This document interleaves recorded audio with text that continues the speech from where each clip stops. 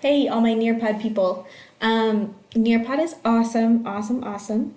And what you can do is take a Nearpod lesson and put it into your class.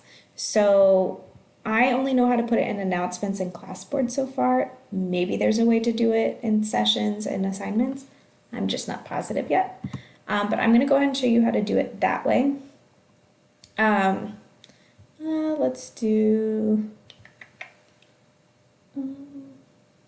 okay, maybe I want them to do this American history with Martin Luther King Jr.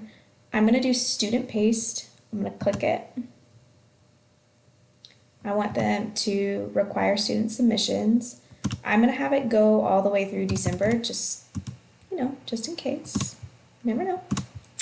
Apply it. And now I'm going to go to link. I'm going to copy the link, close out, and I'm going to go back to my class.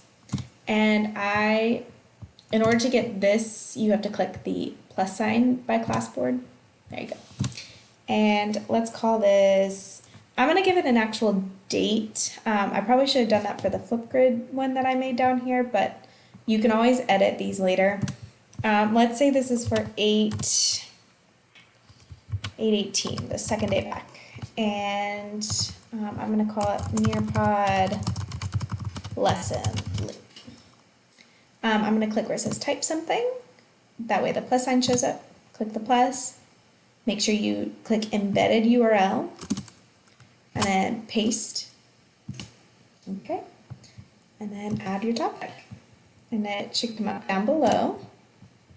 And if you go to the student portal, there it is, all ready to go for the student. When they click it, you no longer need to give the kids a code, which is awesome. All they do is click it and it opens right up and they're already in the session. So let's say you want to put the name that they go by, join session, and now they're in and they can complete the activity and you get the data on Nearpod. So that's awesome.